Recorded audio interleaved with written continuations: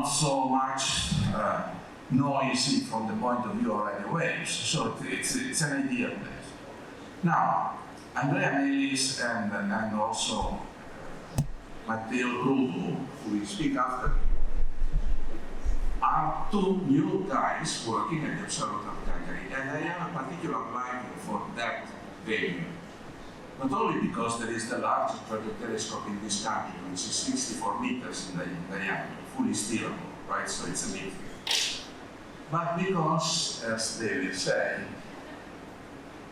what we have been developing as a mathematical tool to recover extremely weak signals in medicina in the previous 10 years are now being applied there on the 64 meter dish.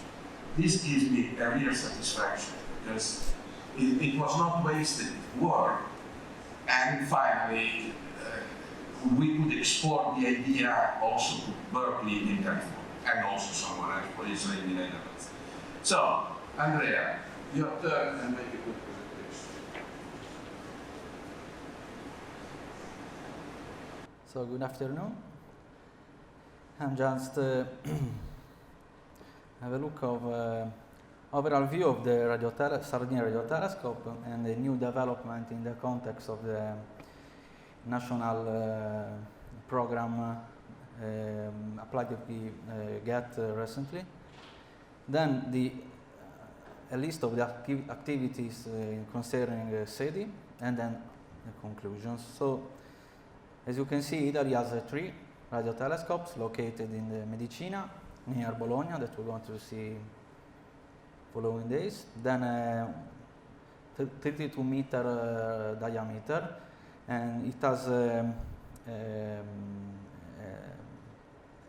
similar telescope in Noto in Sicily.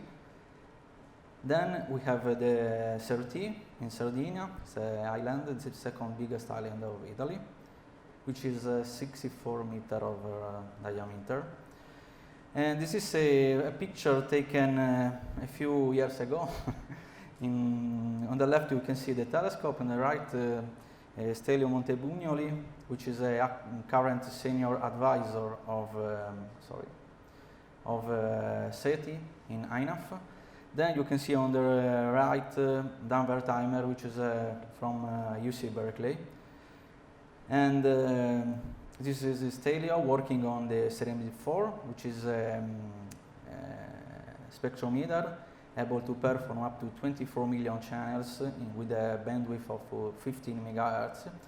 That was used for several years in piggyback mode for searching for intentional extraterrestrial signal.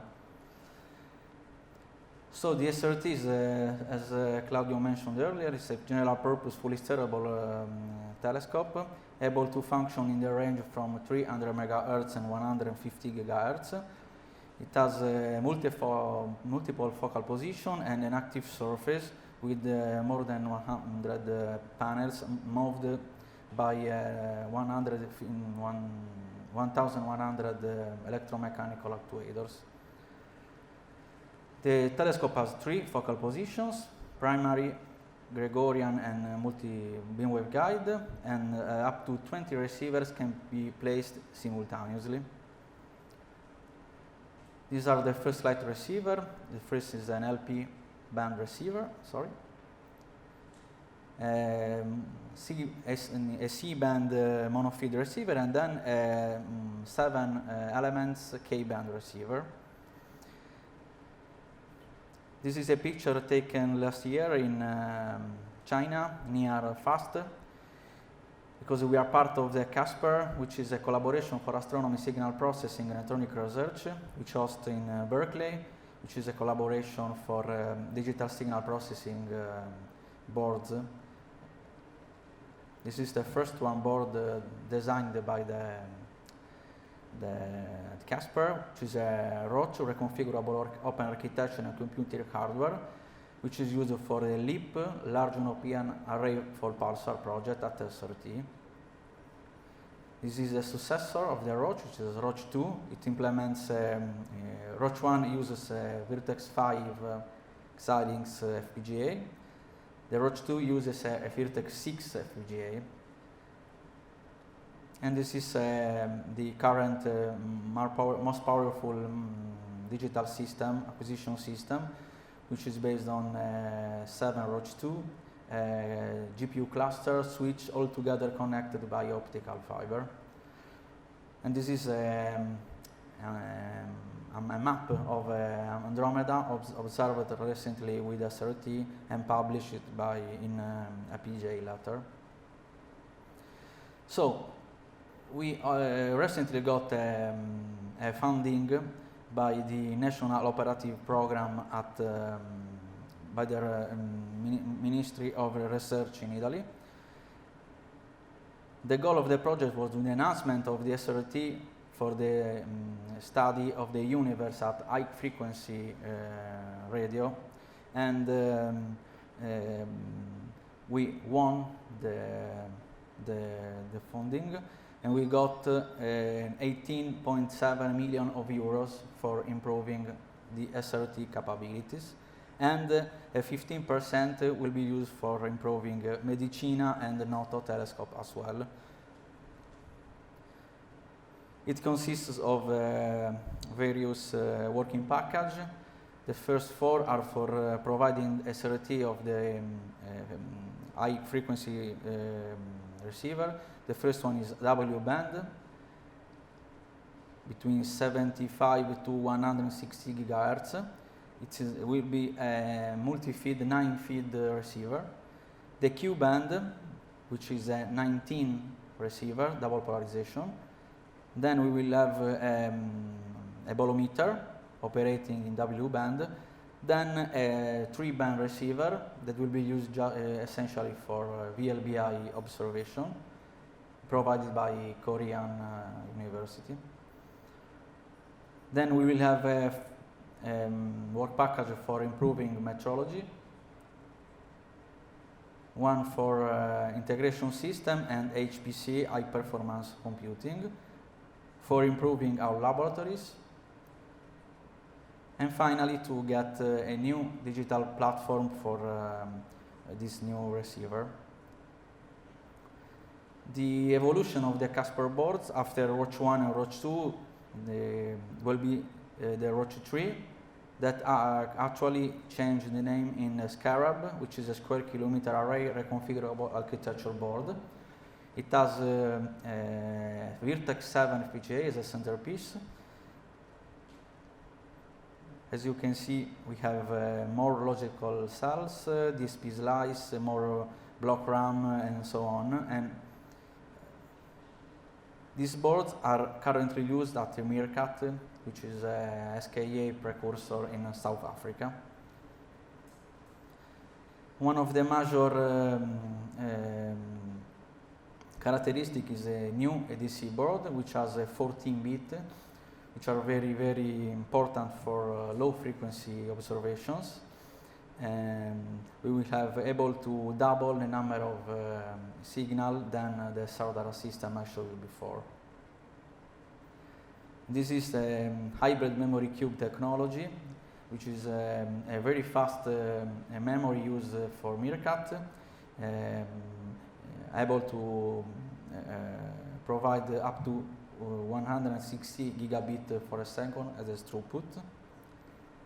And we will use the HMC for perform a full stock high frequency resolution. You can see the first stage, which is a polyphase filter bank, which is used for splitting up any incoming bandwidth in subbands. But as you can see, there is a scallop effect due to the hole between adjacent channels. So what we're going to do is to perform overlapped polyphase filter bank, and then a second polyphase filter bank by using an HMC as a corner turner in order to perform a wideband high frequency resolution that normally is performed in GPU. We are capable to do that only entirely in FPGA. This is a new technology by Xilinx, which is a radio frequency system on chip.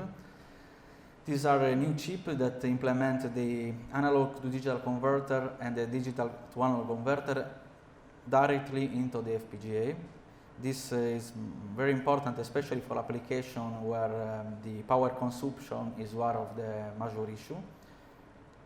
And clearly we will have more system logic, more DSP, more memory, and so on. And this is a system performed by IBHA that we are going to get for SRT.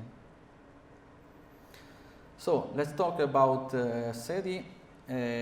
All of you probably know the Breakthrough Listing Initiative, in which this rich man, Uriel Milner, is spending up to more or less to $100 million in 10 years for dedicated SETI observations.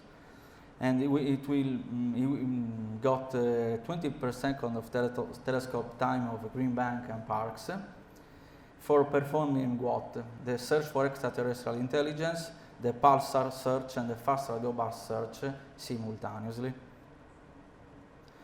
We are collaborating with Berkeley since 2014, and this is a picture taken last year in Berkeley when we visit as Italian team. I don't see Claudio, which is missing, but it was with us in Berkeley. And you can see the Jill Tartar, Dan Wertheimer, and all of the other guys, Nicolo, and a few other guys not present here today. Then, after 1 year, Breakthrough Listing team visiting us.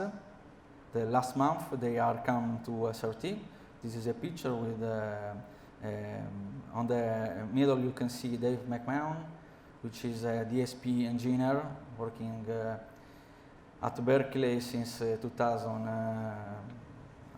very early man working there. Then on the right you can see Vishal Gajar, which is responsible for pulsar and SETI at different facilities. And this is a paper published a few days ago for the Astro 2020, titled The Breakthrough List and Search for Extraterrestrial Intelligence. You can see the list of co-authors, and at section 3.4 we will see the Sardinia radio telescope. Essentially here is described what we're going to do, and especially with the idea of the Breakthrough Listing guys is to use SRT for high frequency observation, because the weather condition at GBT is not so, the K-band is suffer the weather condition. So we will use the SRT as for studying C-band and K-band observation, and in the future the receiver at high frequency that I mentioned earlier. So our current plan is to deploy 2 nodes dedicated for doing SETI, and it will be installed at the end of this year and will be operative in the early 2020.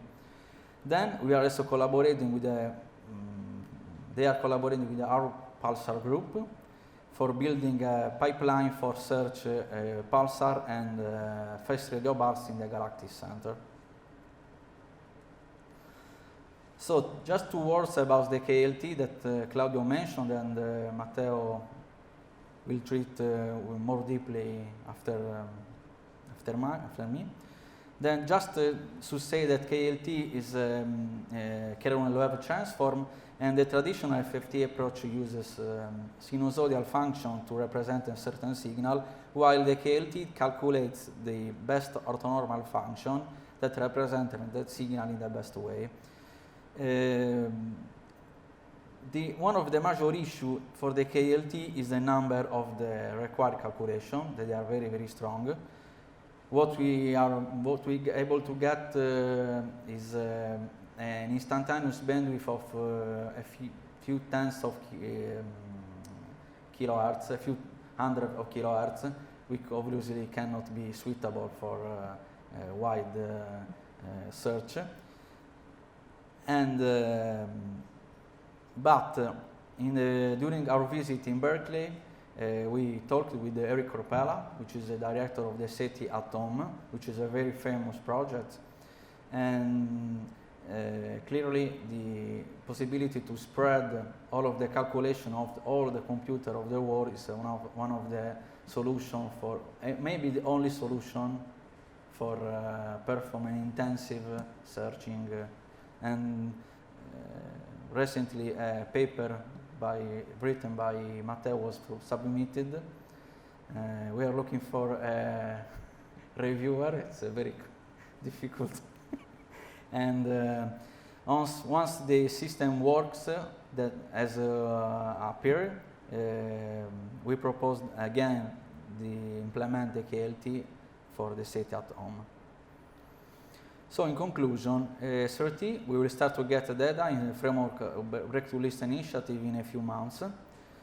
A few percentage of SRT will be dedicated for SETI, especially for galactic center search in K-band and C-band.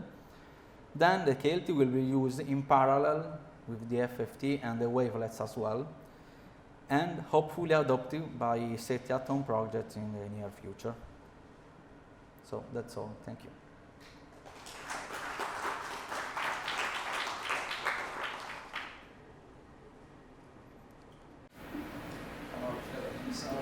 It makes one more point, please. I apologize, but yeah, of course I've been leading the story, not just knowing the story. So the idea was that it was in the 60s, I guess. Sorry,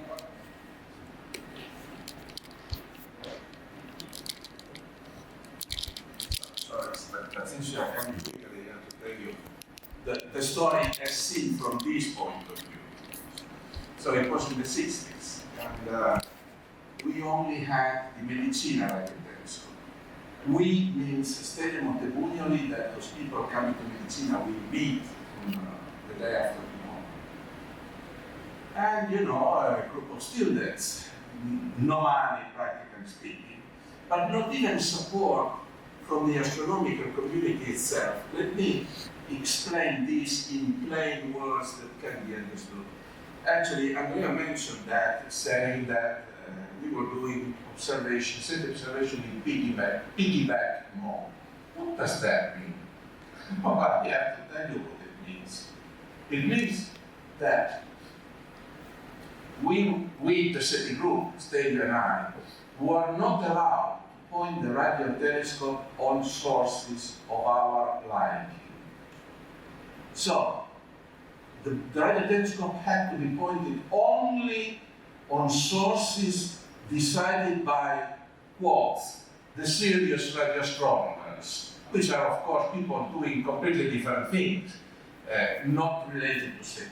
So, the good Stelio, who has an infinite amount of patience, accepted the deal, and for 20 years or whatever, we were doing only piggyback, that is this thing, SETI.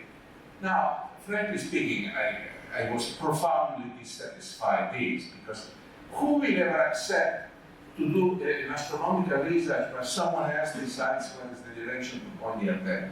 It's ridiculous. But we have to accept the deal, because otherwise we would have lost everything, right? And that is important also for the psychology, not for the science only and the mathematics only. And I am really glad to see that now the situation has changed. As Andrea said, now we have not only the bigger radio telescope in Sardinia, but we are also free to look at sources of our liking. A miracle. Thank you.